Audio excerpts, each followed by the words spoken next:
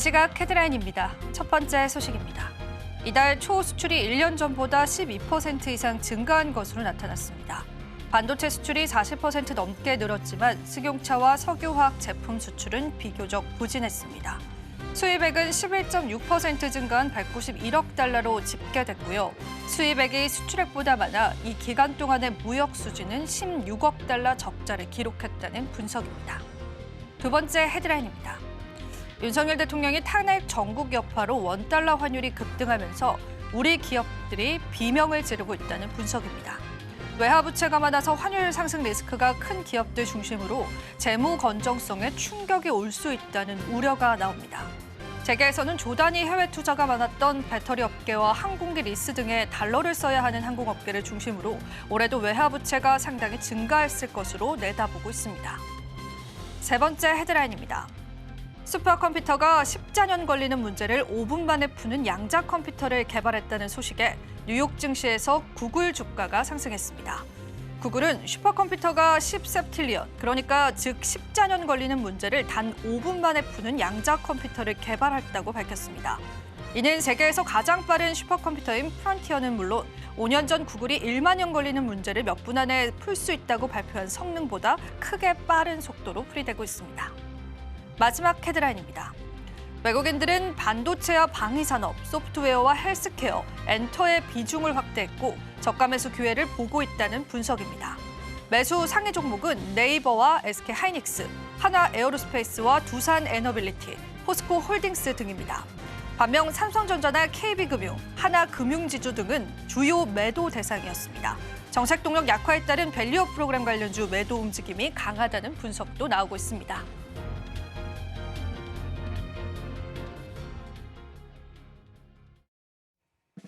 시청자 여러분 안녕하세요. 마켓 쇼쇼쇼 진행의 이지영입니다. 자, 오늘도 국내 증시는 그래도 시장에서 상승 탄력을 나타내고 있는데요. 그간 우리 증시에 들어왔었던 연기금의 매수세는 소폭 둔화가 되고요. 개인 투자자들의 매도세가 오늘 우리 증시를 이끌고 있는 모습도 확인되고 있습니다.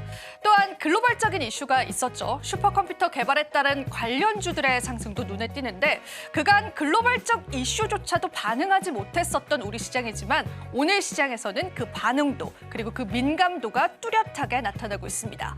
그리고 또 시장에서는 새로운 희망론들이 나오면서 관련한 주들의 움직임도 확인을 해볼 수가 있습니다. 자, 추가적인 속보도 나와 있는 상황이기 때문에요. 시장 대응들 여러분들 발빠르게 해보셔야 될 것 같고요. 오늘도 저희가 마감 시장까지요. 여러분들에게 전략들 세워드리도록 하겠습니다. 자, 저희 방송 오늘 첫 번째로 소개해드릴 코너부터 설명해드리겠습니다. 자, 오늘도 시장을 보는 색다른 시각을 함께 해드릴 예정이고요. 오늘 역시도 장인 투자클럽의 이창대 대표님께서 함께 해주셨습니다. 특히나 최근에 연기금의 매수 속에서 우리가 시장의 힌트를 얻을 수 있지 않을까라는 생각으로 시작을 해봤습니다. 분명한 투자의 힌트 되실 수 있을 거라 믿습니다. 자, 그리고 저희 방송 유튜브 통해서도 시청하실 수가 있습니다. 많은 참여 다시 한번 부탁드리고요. 또 저희 방송에서 제공해드리는 정보는 투자 판단에 대한 조언일 뿐입니다. 가치 판단과 상승 하락 보장하고 있진 않다는 점 다시 한번 유의 부탁드립니다. 서울경제TV와 서울경제신문은 당사 브랜드이기도 합니다. 당사 사칭한 피해 사례도 늘고 있기 때문에요. 여러분 그 부분도 유의해 주시면 감사하겠습니다. 자, 그럼 마감 시장까지 저희와 함께 전략 챙겨보시죠. 마켓 쇼쇼쇼 1부 본격적으로 출발합니다.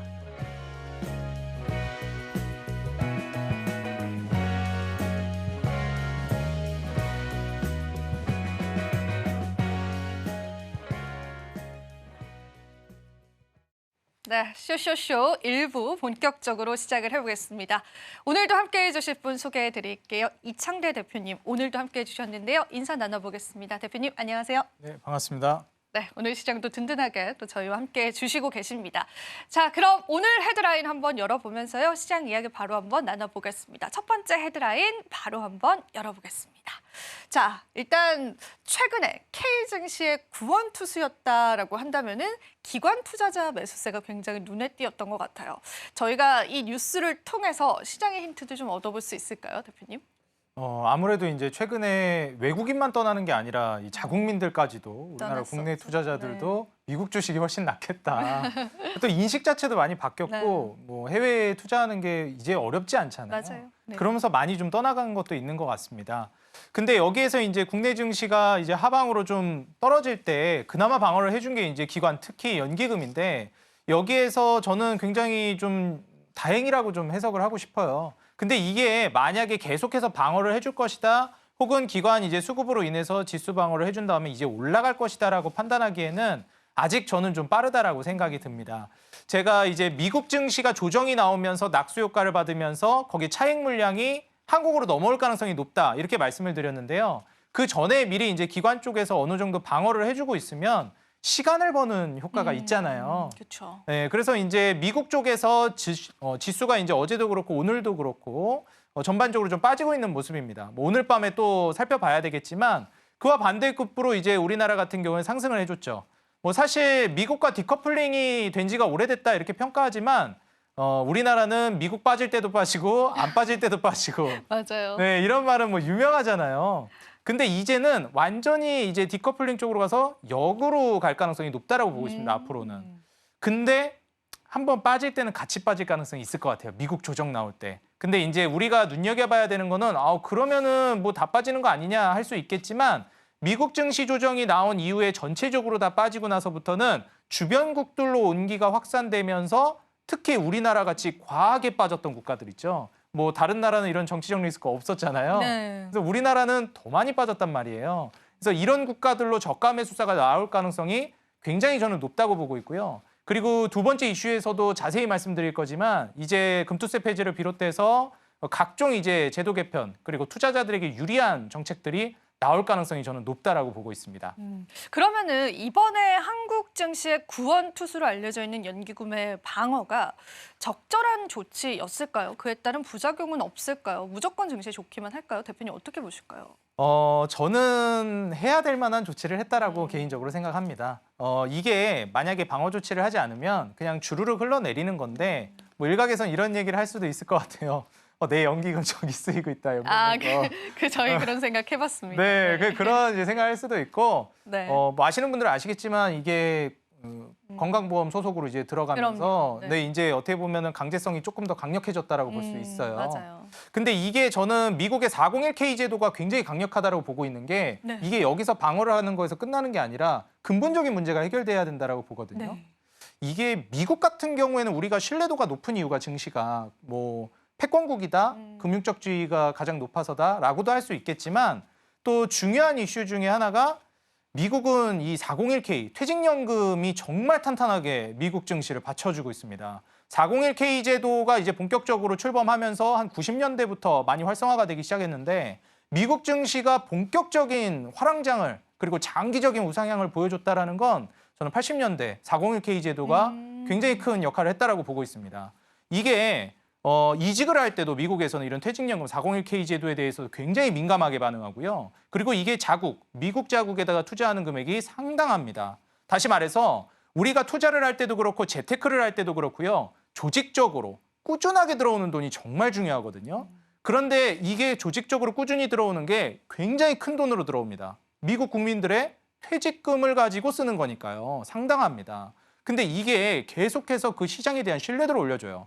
빠지면 어차피 다음번에 또 401k 퇴직연금 물량이 들어온다. 그쵸? 시장으로 네. 끊임없이 돈이 유입된다라는 믿음이 있거든요. 네. 그게 외국인 투자자들을 또 끌어들입니다. 근데 우리나라는 어떻죠? 외국인이 그냥 나가면 그냥 중심을 잃고 무너져 버리잖아요. 네, 맞아요. 그리고 이 중심을 잡아줄 수 있는 역할을 기관에서 해줘야 돼요. 해줘야 되는 거죠. 예, 그래서 네. 이제 뭐 그간 그럼 뭐 한 거냐 이런 걸 떠나서 네. 저는 이제 어느 정도 우리나라가 증권 시장에 있어서도 성숙화 단계에 들어서고 있고 국민들의 인식이 깨어지고 있다라고 저는 생각하고 있기 때문에 정권에서도 이런 부분들을 많이 적극 기용할 거라고 보고 있거든요. 네. 그래서 이런 측면은 기관의 적극적인 움직임은 앞으로 저는 지금 시작은 물론 만족스럽진 않지만 계속 이런 방향으로 나아가야 된다. 저는 그렇게 보고 있습니다. 그게 사실상 국내 증시에 관한 기초 체력을 다지는 데도 너무 중요한 요인이 될 것 같아요. 네. 근데 그럼에도 불구하고 오늘 시장에서 외국인들이 또 이제 이탈하는 모습들이 좀 보여집니다. 맞습니다. 외국인 이탈에 관해서 우리 어떻게 좀 해석을 해볼 수 있을까요? 이거에 대해서는 제 생각을 말씀드리자면 일단 미국조차도 지금 조정이 나올 가능성이 제가 높다라고 말씀드렸잖아요. 맞아요. 네. 그러면은 전체적으로 무너진단 말이에요. 우리나라뿐만이 아니고.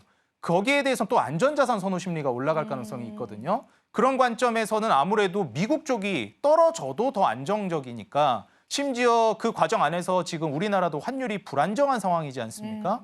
또 강달러가 한 번 더 심화될 수 있어요. 제가 오기 전에도 한번 보고 왔는데 이 달러 인덱스가 최근에 좀 조정이 나오다가 다시 튀려고 하는 움직임도 나오더라고요. 물론 이제 우리나라가 또 선물 옵션 만기가 바로 내일이기 때문에 네. 그런 이슈도 있을 것이고 그다음에 이제 미국이 기준금리 인하를 앞두고 있는 만큼 물가 지표랑 그다음에 소매 판매 지표 각종 지표 이후에 기준금리를 앞두고 있는 만큼 불안 심리도 작용을 하고 있다라고는 볼 수 있겠지만 어제 제가 방송에서 말씀드렸듯이 한번 풍선이 어느 정도는 터지면서 조정이 나올 가능성이 있습니다. 네. 그러면 그랬을 때 미국이 힘들기도 하겠지만 전체적으로 힘들다라는 관점 하에서는 현금 확보라든지 조금 더 보수적인 관점으로 투자자들이 생각할 수 있을 것 같고 그런 관점에서 매도세가 이어지고 있는 게 아닌가 저는 좀 생각이 듭니다. 네. 일단 연기금이 우리 증시의 히어로까지는 아니었지만 그 조치는 적절했다라는 그런 대목들 확인해 볼 수가 있었고요. 두 번째 헤드라인 열어보면서요. 또 시장에 관한 힌트 얻어보겠습니다. 두 번째 헤드라인 바로 한번 열어보겠습니다. 자, 오늘도 대표님이 또 두 번째 헤드라인을 꼽아주셨는데 장 끝나고 나왔더라고요. 발표가. 맞아요. 네, 네. 금투세, 가상자산 과세, 유예가 모두 다 이제 본회의에서 통과가 되면서 그래서 오늘 개인들이 좀 들어오나요? 어떻게 보세요? 그렇진 않나요? 네. 그것도 영향이 있었을 것 같아요. 네. 뭐 세금적인 측면이 우리가 좀 불안한 부분이 있었잖아요. 이건 뭐 외국인 투자자들 측면에서도 그렇고 아무래도 세금 측면에서 우리나라가 이렇게 되면 유리한 건 맞으니까요. 네. 세금 측면에서도 유리한데 너무 과하게 빠졌네, 한국 증시가. 그럼 이제 외국인 투자자들도 다시 돌아올 가능성이 있습니다. 다만 그 시기를 놓고 봤을 때 당장이라고 저는 보진 않는 거예요. 바로 미국이 떨어지고 난 이유가 될 거라는 겁니다. 그럼 미국 떨어지면서 어차피 다 떨어질 거면 그냥 미국 계속 투자하고 있는 게 낫지 않나요? 생각하실 수 있는데 저는 미국이 한 차례 하락한 이후에는 한국 증시의 매력도가 굉장히 많이 올라갈 것이고 미국 증시가 조정이 나온 이후에는 이제 약달러 기조로 갈 가능성이 높다라고 보고 있어요. 그러면서 이 기준금리 인하에 대한 이 온기가 주변국들로 확산이 될 걸로 보고 있습니다. 원래 벌써부터 이제 확산이 되고 있었어야 되는데 마가 정책, 뭐 이제 미국 우선주의 정책에다가 트럼프 정권이 들어서면서 이게 계속 딜레이가 된 것뿐이에요. 그게 이제 다가오고 있다라고 보시면 되고요. 그런 관점에서 봤을 때는 이런 정책적인 부분, 메리트, 뭐 절세 효과 이런 것들이 미국 증시가 조정이 나오면서 거기서 차익 실현이 물량이 나올 텐데 이 물량들이 어디로 갈 것이냐?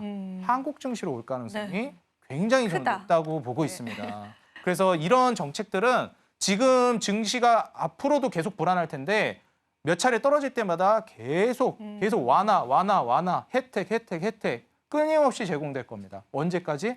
다시 상승할 때까지.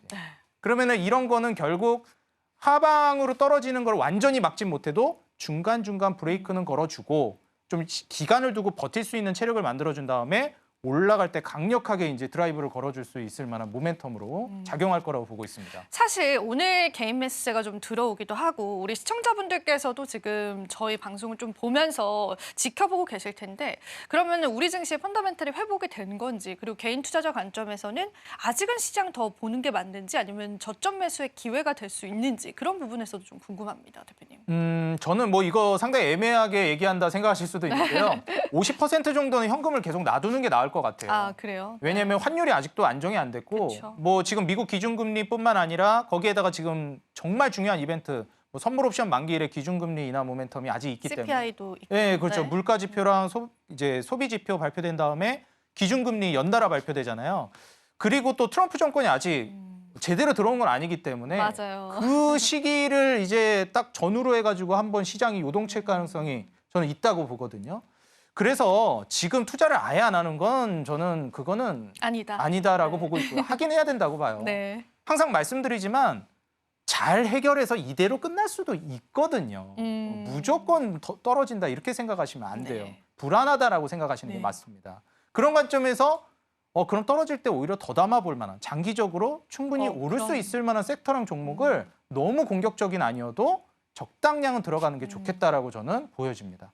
그러면은 그게 어떤 섹터인지 힌트를 주시면 좋을 것 같은데요. 네. 역시 저는 제약바이오가 계속해서 제약바이오 기준금리 쪽으로. 인하는 장기화될 거기 때문에 네. 될 거라고 보고 있고요. 그리고 조선업, 조선. 예. 어제도 저희가 이야기를 맞아요. 나눴죠. 어제도 얘기했죠, 네. 조선업. 그래서 오늘 또 조선업 분위기 좋더라고요. 네. 그래서 조선업 같은 경우에는 장기 사이클을 계속 탈 거기 때문에 이 두 가지 섹터를 계속 보시는 게 좋겠고요. 그다음에 내가 이번 파동 혹은 사이클에 타가지고 수익을 내겠다가 아니라 나는 막 5년, 10년 정말 진득한 투자자다라고 하시면 원전도 오히려 이럴 때 정치적 불확실성이 생기면서 오히려. 과하게 빠졌거든요. 과하게 이제 그죠 조정이 나왔으니까. 네, 근데 지금 AI 데이터 센터나 이런 거 에너지 생각하면은 수요가 줄 거라고 보이진 않거든요. 네. 그래서 원전 쪽은 이 풍파가 지나가고 난 후에 안정이 되면 좀 매수세를 고려해 볼 만한 섹터라고 생각합니다. 근데 원전 같은 경우에는 정치 불확실성은 여전히 대두가 되는 것 같은데 오늘 시장에서 속보 하나 나온 게 체코 측에서는 이제 한국의 정치 리스크에 관해서 관여하지 않는다라는 얘기가 마침 나오기는 했어요. 네. 그래서 우리가 매수 기회를 잡아봐도 괜찮은 건지 아니면은 계속 좀 지켜봐야 될지 아직도 그 부분에서는 좀 고민이 많이 됩니다. 투자자 입장에서는.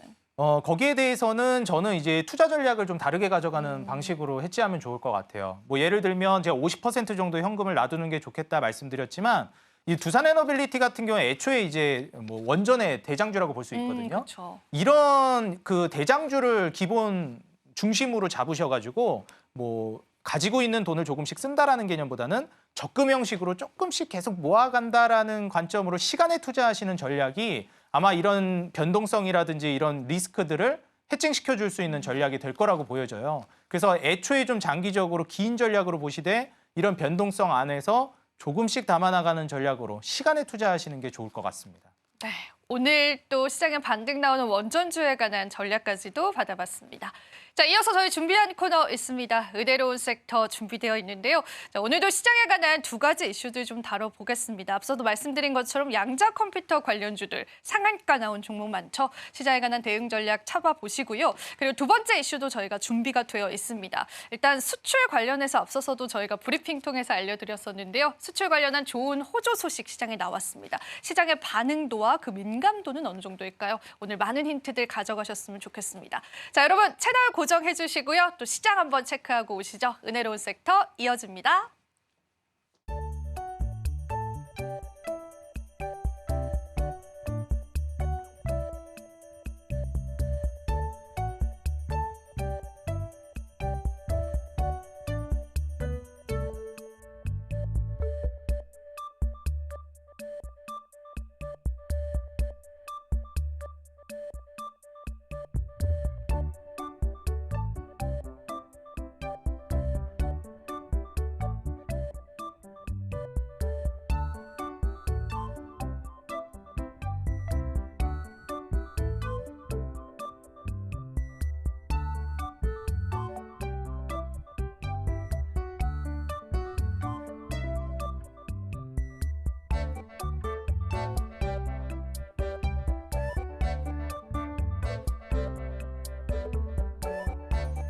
네, 오늘 양자 컴퓨터 관련 종목들이 급등세를 그리고 있죠. 어떤 이야기였는지 바로 짚어보도록 하겠습니다. 구글이 쏘아올린 공이었습니다. 구글에서 양자 컴퓨터 칩인 윌로우를 공개를 하고 지지부진한 시장 속에서도 5% 넘는 강한 슈팅이 있었죠. 자, 그러면 우리는 양자 컴퓨터가 뭔지에 대해서부터 살펴보도록 하겠습니다. 일반 컴퓨터의 기본 단위는 비트입니다. 0과 1을 사용해서 순차적으로 계산을 해요. 그런데 반면에 양자 컴퓨터의 기본 단위는 큐비트입니다. 00, 01, 10, 11, 즉 다시 말해서 순차적으로 계산을 하는 게 아니고 0과 1을 동시에 처리를 해버리죠. 즉 다시 말해서는 초고속 연산이 가능해집니다. 큐비트 수가 많으면 좋을까요? 일단 연산 속도는 올라갈 수 있습니다. 이 부분은 좋지만 함께 안 좋은 것이 오류입니다. 오류가 덩달아서 올라가요. 그래서 이 부분이 고질적인 문제로 그동안 꼽혀왔습니다. 그런데 이번에 구글에서 개발을 해냈던 기술이 바로 큐비트를 연결을 해서 이 큐비트 수가 올라가게 되더라도 오히려 오류 수가 줄어든다고 합니다. 플러스 알파로 실시간 오류 수정 기술까지 함께 개발을 하는데 성공을 했다라고 밝혔죠. 자, 그러면 우리는 윌로우가 뭔지에 대해서도 조금 더 살펴보도록 하겠습니다. 양자칩 윌로우는요 100개의 큐비트가 포함이 되었다고 합니다. 이 윌로우를 장착한 컴퓨터 살펴봤더니 슈퍼컴퓨터가 14년, 그러니까 조, 경, 해 다음이 자거든요. 14년이 걸릴 문제를 딱 5분 만에 처리하는 데 성공을 했다고 합니다. 자, 윌로우는요. 양자 컴퓨터 개발을 위한 6단계 전략 중에서 2단계에 해당한다고 합니다. 2029년 말까지 양자 컴퓨터 실제화할 가능성이 조금 더 올라서게 됐다라고 해석을 해볼 수가 있겠죠. 자, 그러면 요즘 왜 이렇게 화두가 되고 있을까? 바로 AI였습니다. AI의 가속화가 생각보다 더 빠르게 이루어지고 있잖아요. AI 역시도 데이터 처리량이 굉장히 방대하고 복잡한 연산을 해내야만 합니다. 그리고 그 기술 중심에 서 있는 것이 바로 엔비디아였고 그랬기 때문에 엔비디아가 부각을 받았겠죠. 이 포스트 엔비디아 누가 될 수 있을까? 시장에서는 AI의 다음 승부처는 양자 컴퓨팅 기술이 될 것이다 라고 보고 있습니다. 자, 그러면 이 기술이 어디에 쓰이는지도 함께 살펴보도록 하겠습니다. 일단 가장 큰 특징은 모든 암호 코드를 해독해낼 수 있다고 합니다. 국가 안보, 국가 기밀 전부 다 뚫을 수 있다고 해요. 그래서 일각에서는 핵보다 더 무서운 것이 바로 양자 컴퓨팅 기술이다라고 이야기를 하기도 했습니다. 뿐만이 아니라 경우의 수가 진짜 많잖아요. 그 모든 경우의 수에서 최적의 경우의 수를 찾아낸다고 합니다. 심지어는 빠르게요. 그래서 이 국가 안보 기밀 외에도 신약을 개발하는데 핵융합 에너지를 개발하는데 그리고 배터리 설계, AI 등등 모든 분야에서 다 사용이 될 수 있고요. 더 나아가서는 핵심 기술이 될 수 있다고 합니다. 기술 선점하는 국가 대단하겠죠. 기술 패권의 중심이 될 가능성 상당히 농후합니다. 그래서 전 세계 국가들뿐만이 아니라 이 민간 기업들까지도 투자를 아끼지 않고 있는 기술이 바로 이 기술입니다. 자, 그러면 우리는 숫자로 한번 이야기를 나눠보도록 할게요. 양자 분야 특허 개수로 한번 제가 들고 와봤습니다. 1등은 당연히 미국이죠. 3만여 개를 보유를 하고 있고요. 그 뒤를 바짝 뒤쫓고 있는 것이 바로 중국입니다. 한 2만 8천 개 정도를 보유를 하고 있어요. 그리고 미국과 중국의 차이점이 뭐냐 봤더니 미국 같은 경우에는 민간 기업을 중심으로 투자를 하고 있는 반면에 중국 같은 경우에는 정부 주도하에서 투자가 이뤄지고 있습니다. 지난해 기준으로 중국은 바로 20조 원이나 투자를 이쪽 분야에 했다고 합니다. 자, 그리고 이 돈이 얼마나 헛되지 않았는지 제가 표를 한번 들고 와봤습니다. 특허 순위 한번 살펴봤더니 보이시는 것처럼 2020년에 10위에 불과했었던 중국의 오리진 퀸텀이라는 기업이 IBM을 제치고 1등 자리 굳건히 올라간 모습 확인할 수가 있고요. 이 바이두 역시도 2020년에 19위에 불과했거든요. 그런데 올해 살펴봤더니 구글과 마이크로소프트를 다 제치고 3위 자리 당당히 이름 올린 거 확인해 볼 수가 있습니다.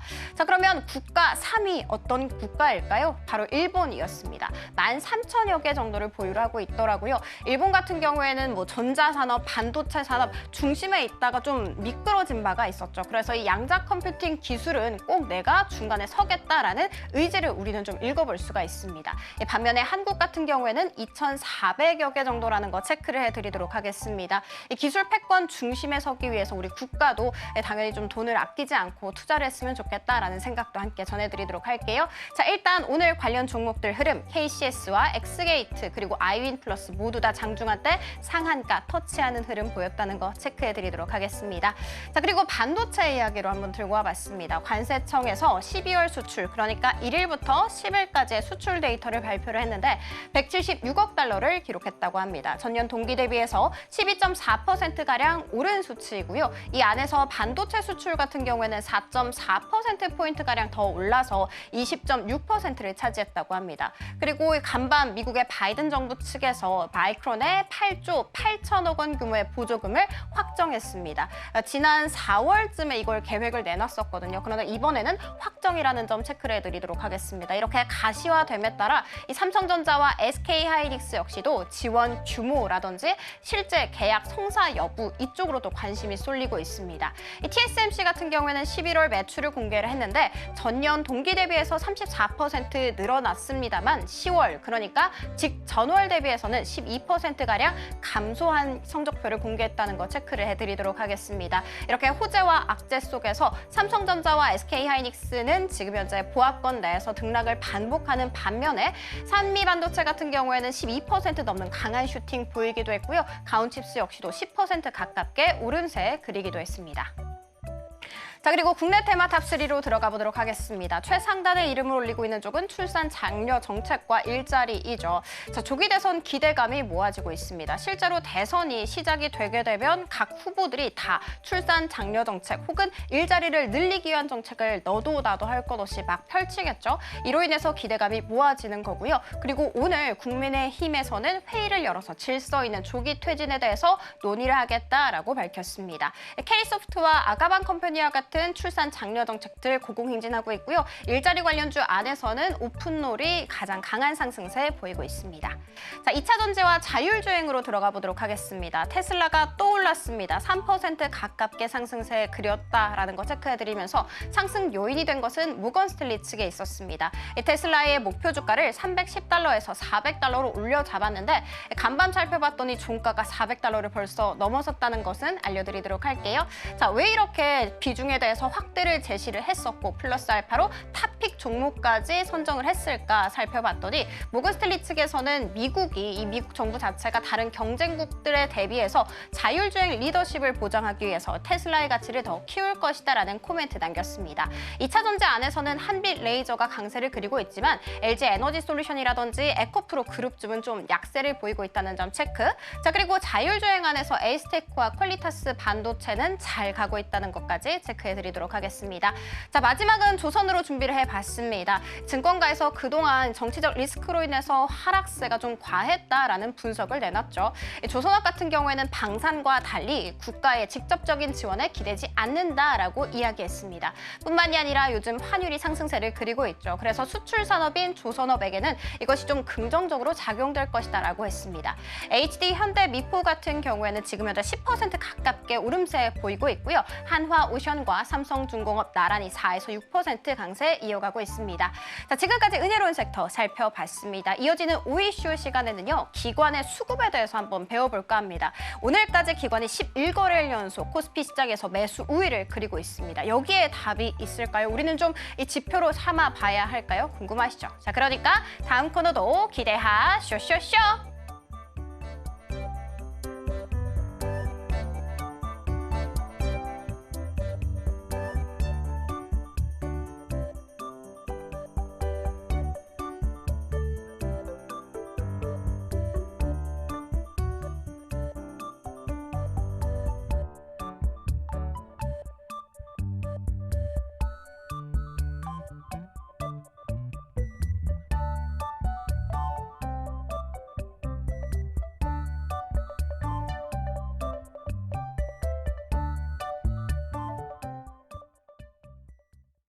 네, 오늘 시장도 저희가 한눈에 좀 정리를 하고 왔습니다. 지금 국내 증시 오늘 시장에서도 상승 탄력 나타내주고 있는데요. 자, 개인 매수세 좀 눈에 띕니다. 오늘 시장 어떻게 보셨는지 대표님에게 또 시장 한 줄 평부터 좀 들어보겠습니다. 어떻게 보셨을까요? 일단 저는 이제 폭풍우가 한 차례 좀 지나갔잖아요. 그리고 그 뒤에 과연 수급이 어느 쪽으로 향해 있는지, 돈들이 어디에 남아 있는지, 폭풍이 지나간 뒤에 남은 것을 좀 보자 이렇게 말씀드리고 싶습니다. 네, 알겠습니다. 폭풍이 한 차례 저희에게 지나가고 나서 그 이후에 남은 것들을 좀 보자라는 그러한 이야기도 해주셨는데 그도 그럴 것이 지금껏 낙폭이 심했던 종목군들 위주로의 또 상승도 좀 눈에 띕니다. 자, 그러면은 저희가 내용 계속 이어가 보면서 오늘 마감 시장까지의 전략들 잡아봐야 될 것 같은데 자, 오늘의 이슈, 5이슈를 저희가 준비를 했잖아요. 대표님께서 또 오늘도 5이슈를 직접 열어주시면 감사할 것 같은데요. 네. 그쪽에서 저희가 오늘 시장 힌트 얻어볼 수 있을 것 같아요. 오늘의 5이슈는 뭘까요, 대표님? 오늘 5이슈는 이제 수급에 집중해 보자는 이슈를 준비해 왔습니다. 네, 한번 같이 보시죠. 네, 같이 한번 보겠습니다. 기관 투자자 순매수 종목군들 사실은 뉴스 보도를 통해서 많이들 보시긴 했을 것 같은데 이 부분에 우리가 비중을 둬도 괜찮은지에 관해서는 여전히 물음표가 좀 남긴 하거든요. 네. 이 이슈 오늘 가져오신 이유가 무엇일까요? 일단 저는 이제 한국 시장에서는 아직까지는 외국인 투자자가 제일 중요하다라고 보고 있거든요. 네. 뭐 미국은 기관 투자자를 좀 더 중요하게 보긴 하지만 기관 수급이 또 이제 제가 따로 가져온 이유는 지금 현재 시장에서 버티고 있는 게 기관이라고 보기 때문에 상당히 좀 중요하다라고 보고 있습니다. 그리고 여기에 이제 외인 수급이 같이 받쳐주기 시작하면 그때부터 또 탄력도가 굉장히 올라갈 거라고 보고 있어서 원래라면은 외국인 수급을 거의 이제 좀 독자적으로 많이 보는 편이지만 요즘 같은 상황에서는 외인 기관 동반 매수세가 들어온 종목들을 보시는 게 좀 좋을 것 같아서 기관을 또 포커스로 가지고 나와봤습니다. 그러면은 기관 투자자분들은 어떤 섹터랑 종목군들을 좀 위주로 샀는지도 궁금하고요. 또 네. 나아가서 외국인들은 또 어떤 종목군들 샀는지 좀 궁금하실 것 같거든요. 네. 설명해 주실 수 있을까요, 대표님? 네, 한번 좀 네. 말씀을 드리도록 네. 하겠습니다. 일단 지금 현재 이 기관 쪽에서 사들이고 있는 거는 우리가 이제 수출에서 강세를 보일 만한 그런 섹터들을 많이 집중하고 있어요. 그러니까 결국 이제 수출 이후에 우리가 버팀목이 돼야 되니까 이런 섹터로 가고 있다라고 보여지고요. 그리고 앞으로도 좀 우량주 쪽이라든지 그리고 그쪽에서도 거래대금이 좀 잘 나오지 못하는 종목들 이런 쪽으로 좀 집중이 될 것 같습니다. 대표적인 섹터가 역시 수출 3대장이라고 불리는 반도체, 조선, 자동차가 될 거라고 보여지고 있고요. 여기에 제약바이오는 왜 빠졌나요? 물어보실 수 있겠는데 사실 제약바이오는 제가 보는 관점에서는 미래에 이제 우리나라 국부를 이끌어갈 만한 섹터라고 보고 있긴 하지만 현재 대한민국에서 굉장히 중요한 섹터는 역시 반도체랑 그다음에 조선, 자동차 이쪽이라고 보고 있고요. 최근에 또 부각이 되고 있는 플랫폼, 소프트웨어 쪽이 대표적이 될 것 같습니다. 그래서 종목으로 좀 더 파고 들어가 보자면은 뭐 삼성전자라든지 SK하이닉스, 반도체 쌍두마차죠. 그리고 이제 AI 하드웨어가 이 두 종목이라면 AI 소프트웨어 쌍두마차도 있죠. 네이버와 카카오입니다. 이쪽에 기관 매수세가 상당히 들어오고 있고 그다음에 이제 코스닥 쪽이나 이제 제약바이오로 보자라고 하면 알테오젠이라든지 리가켄바이오 그리고 우리가 의료 AI 쪽도 많이 얘기를 했었죠. 뭐 루닛이라든지 그리고 뷰티, 의료 뷰티 쪽으로 얘기되는 파마리서치나 최근에 이 또 수출에서 견조한 모습을 보여주고 있다 얘기가 나오고 있는 VT 쪽으로 기관 수급이 많이 들어오고 있습니다. 이런 점을 우리가 이제 참고해 보면 전통적으로 코스피에서 강세를 띠는 업종, 전통적으로 코스닥을 이끌어가는 업종 쪽으로 돈이 들어간다고 보시면 될 것 같아요. 우리가 코스피의 반도체, 코스닥의 제약바이오라는 말을 많이 하잖아요. 딱 그 수순대로 가고 있다라고 저는 보여집니다. 그중에서도 이제 이런 우량주 쪽으로 금액이 많이 들어오고 있으니까 이 점을 좀 참고해 보시는 게 좋겠고요. 근데 여기에서 사실 외국인은 그러면은 뭘 살까? 네, 똑같이 담았나? 네. 생각해 볼 수 있잖아요. 사실 정말 많이 외국인들이 도망가셨는데요. 네, 어디 그중에서- 가셨는지. 네, 다들 도망가셨는데 네. 그럼에도 이제 지조 있게 잘 버티고 계시는 외국인분들, 투자자 물량은 감사합니다. 네, 너무 감사하죠. 네. 이쪽이 이제 지금 담고 있는 쪽은 공통적인 것도 있는데 좀 다른 쪽도 있어요. 사실 이제 반도체나 AI 소프트웨어 쪽은 비슷하다고 생각을 하는데요. 뭐 제약바이오도 그렇지만 좀 다른 측면은 원전이라든지 방산 쪽을 지금 급락할 때 많이 맞아요. 담더라고요. 네.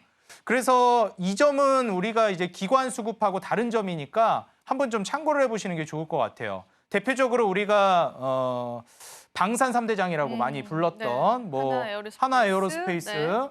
LIG 넥스원, 뭐 현대로템 그런 이런 쪽. 종목들 맞아요. 예, 많이 이제 수급이 들어오기도 했고요. 뭐 앞서서도 말씀드렸지만 두산에너빌리티 같은 원전주들 이런 종목들은 좀 특이한 게요. 주가가 완전히 무너지고 있는 상황인데 외국인들이 거기서 계속 담더라고요. 네. 그래서 이런 측면은 하락을 좀 기회로서 보고 있는 게 아닌가 이런 생각도 좀 들고요.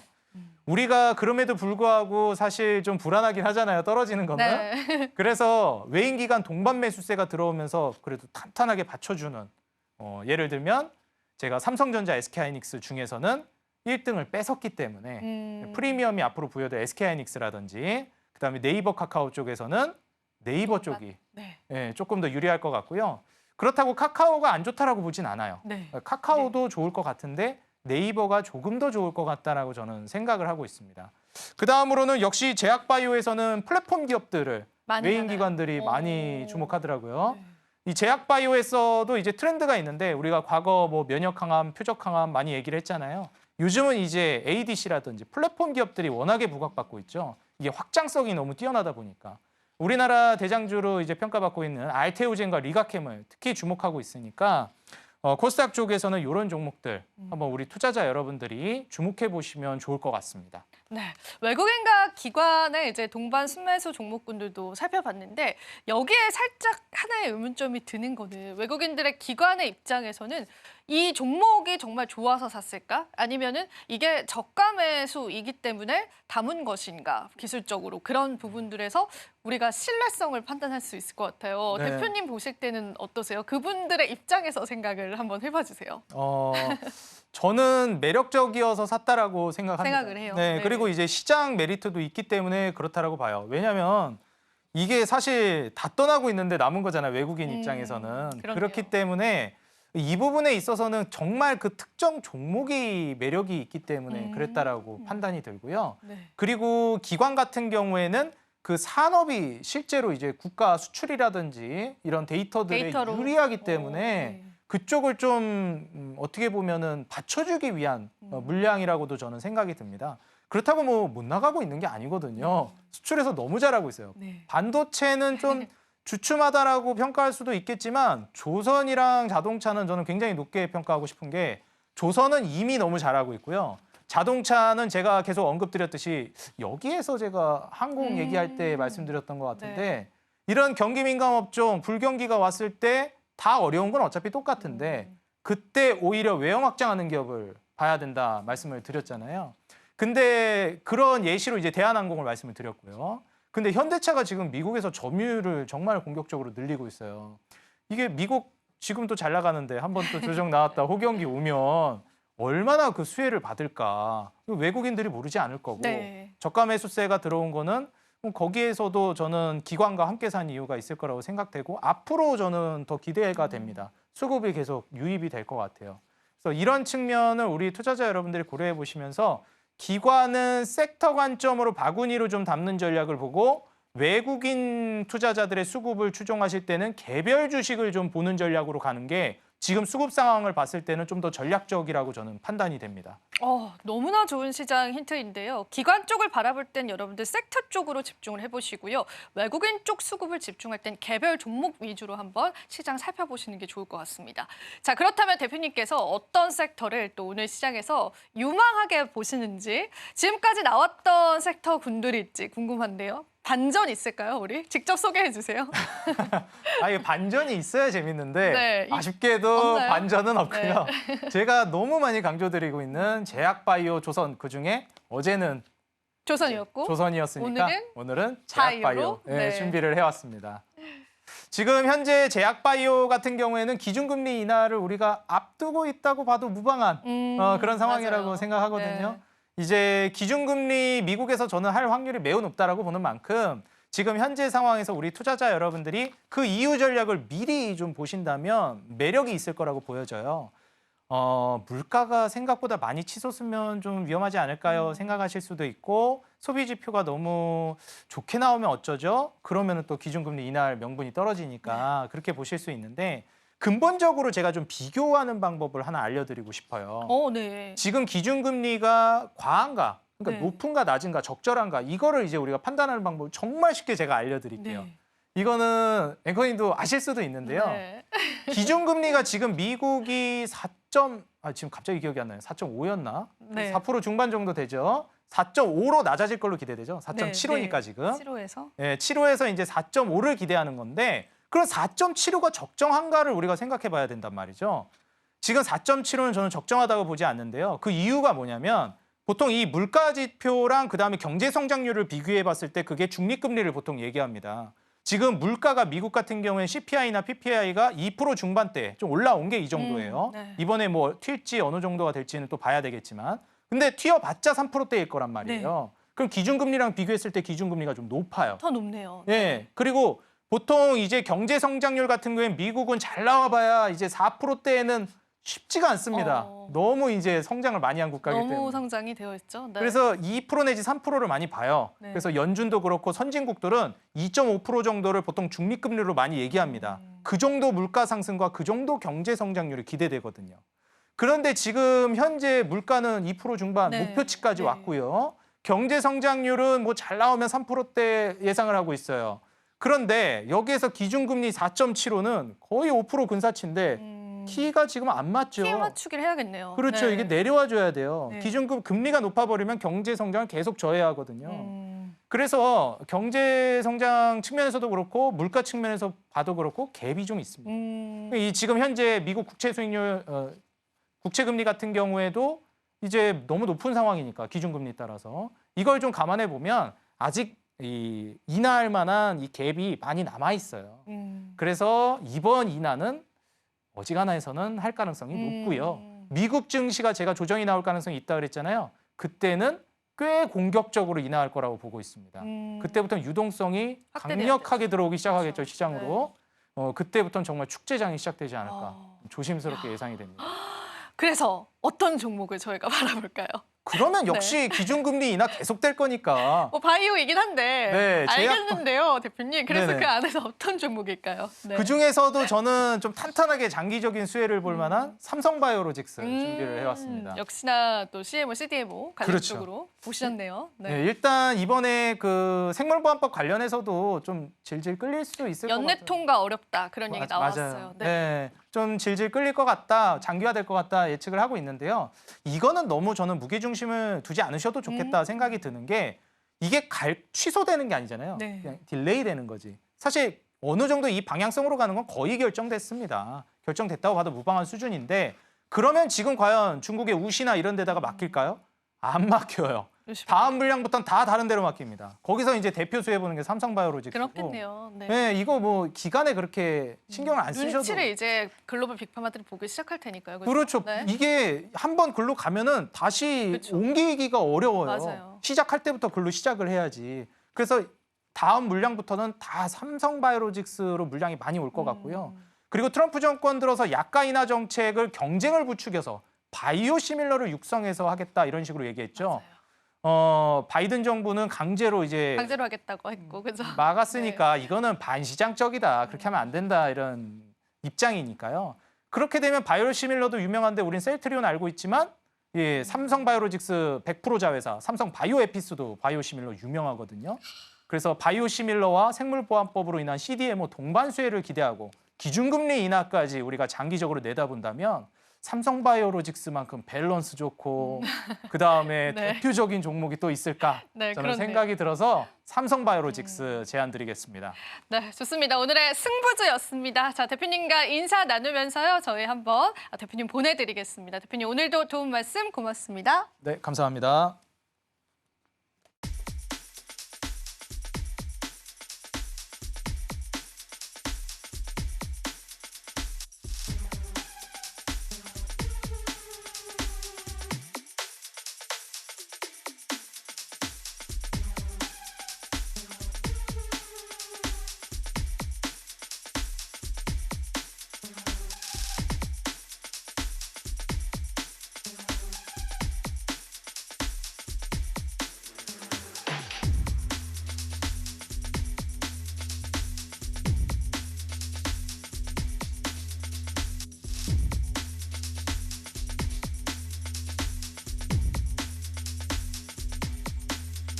마켓 쇼쇼쇼 1부의 마지막 코너로 인사드리고 있습니다. 자, 오늘도 증권가의 시선들, 더 나아가서는 글로벌적인 암호화폐 시선들까지도 저희와 함께 체크해 보겠습니다. 최근 국내 증시, 그러니까 코리아 디스카운트의 가장 큰 원인으로 꼽고 있는 이유 중에 하나는요. 국내에서는 글로벌적으로 성장성을 가지고 있는 주도할 만한 기업이 없다라는 건데요. 하지만 이 이야기가 과연 맞을지에 관해서는 여러분들 물음표를 남겨두셔도 좋을 것 같습니다. 증권가 시선들 보면요. 우리나라 기업들 하나하나 그 성장의 동력들을 가지고 있는 기업들은 상당히 많았습니다. 자, 오늘 리포트는요. 그런 관점에서 한번 지켜보시면 좋겠습니다. 저희가 준비한 5가지 종목 바로 한번 체크해 보시죠. 자, 오늘도 5가지 종목을 한번 꼽아봤는데요. 우선은 LG 에너지 솔루션에 관한 리포트가 오늘 시장에서 좀 뜨거운 관심사로 화두가 되기도 했습니다. 먼저 살펴보겠습니다. 하나투자증권에서는 LG 에너지 솔루션에 관한 목표 주가는 동결하는 양상을 보였지만 시장에서 실적 같은 경우에는 컨센을 하회할 것이다라고 내다봤습니다. 실제로 대규모의 적자가 예상이 되고 지금의 가격이 밸류적으로는 조금 부담이 된다라고 보는 건데요.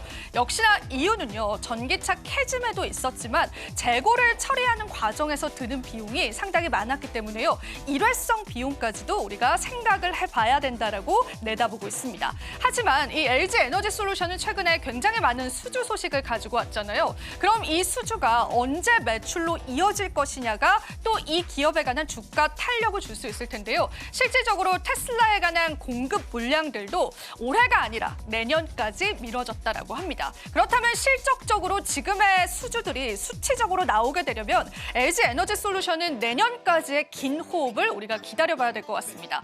그리고 사실 LG 에너지 솔루션을 필두로 국내 셀 3사 같은 경우에는 미국의 세액공제 혜택을 받고 있고요. 이 세액공제 혜택 때문에 그나마 흑자를 유지하고 있는 기업이 있습니다. 하지만 정치 리스크, 트럼프 리스크 불거지면서 이 세액에 관한 혜택이 없어지게 된다면 적자로 전환할 수 있는 기업들도 있습니다. 그 부분들도 여러분들이 눈을 넓혀서 한번 체크해 보시면 좋겠고요. 그래도 우리가 긍정적으로 볼 수 있는 이유는요. 다른 경쟁사 대비해서 많은 일감들을 지금 확보하고 있기 때문에요. 실적적으로 탄탄하게 받쳐주는 2025년도에 다시 한번 이 기업을 바라볼 필요는 있다라고 내다봤습니다. 하지만 하나투자증권에서는요. LG 에너지 솔루션에 관해서는 조금 더 보수적인 전략을 잡아봐야 한다라고 봤고요. 적극적인 매수까지는 권하지 않았습니다. 그런 부분들 오늘 시장에서 체크해 보시면 좋겠습니다. 자, 그리고 SK증권에서 LG 디스플레이에 관한 리포트를 오랜만에 발간을 했습니다. LG 디스플레이 OLED 사업 굉장히 침체기다라는 이야기들도 나오면서요. 주가 차트 보시면 아시겠지만요. 최근에 저점을 찍으면서 굉장히 약세를 나타내고 있습니다. 그런데 왜 리포트가 나왔을까요? 이제는 우리가 바라볼 때가 됐다라고 보는 겁니다. LG 디스플레이 기업적인 측면에서도 상생이 걸린 문제였기 때문에요. 실제로 중국에 있는 사업부를 매각하기도 했고요. 거기에다가 추가적으로 조직을 조금 더 슬림화시켰습니다. 해외에 있는 조직 슬림화를 통해서 비용 절감에 나섰고 거기에다가 안으로는요. 구조조정, 대규모의 구조조정까지 이루고 있습니다.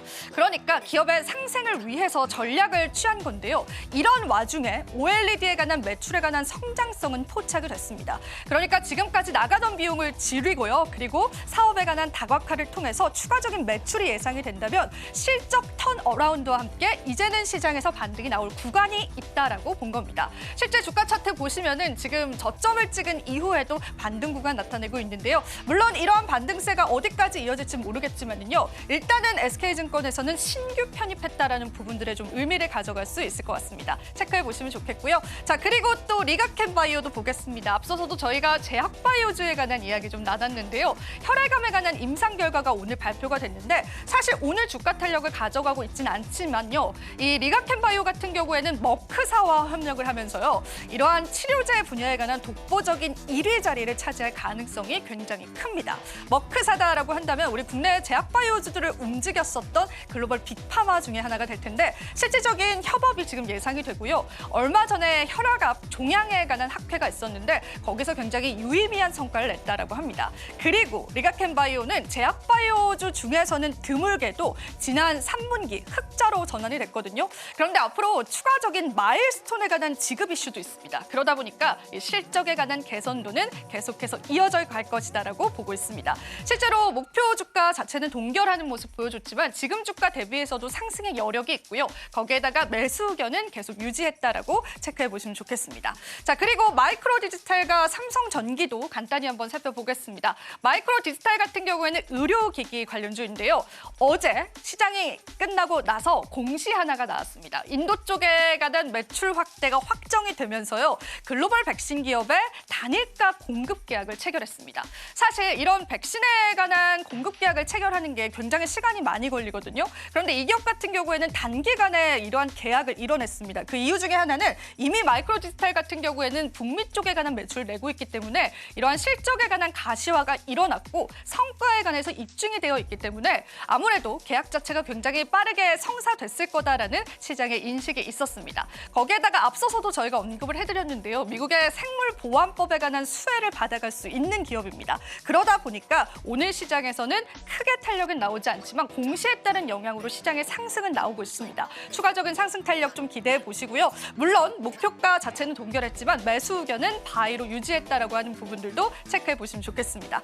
마지막으로 삼성전기 보겠습니다. MLCC 관련주로 주가 탄력 굉장히 잃어가면서 신저가까지도 속출했던 그런 종목 중에 하나인데요. 삼성전기, MLCC에 관해서 다시 한 번 더 AI 서버용 MLCC에 관한 가능성들이 대두되고 있습니다. 실제로 굉장히 독점적인 점유율을 확보하고 있기 때문에요. AI 서버에 관한 모멘텀도 가져가고요. 또 자율주행이다라고 해서 북미 쪽에 관한 전기차에 카메라를 공급하고 있습니다. 이 자율주행에 관한 모멘텀들도 가져가고 있기 때문에 지금의 주가가 상당히 저점일 것이다라고 판단할 만한 그런 이유들은 굉장히 많았습니다. 그래서 실제로 기존 목표가 대비해서는 동결하는 양상 보였지만 IM증권에서는 역시나 매수 의견들 유지를 했습니다. 자, 실질적으로 저희가 오늘 증권사 리포트들을 좀 살펴보자면 기업들 하나하나 뜯어보자면 글로벌적으로 굉장히 일을 잘하고 있는 기업들 상당히 많았습니다. 자, 그렇다면 지금까지 주가 자체가 눌려있는 상황에서 이러한 실적 모멘텀과 시장의 수주 소식들이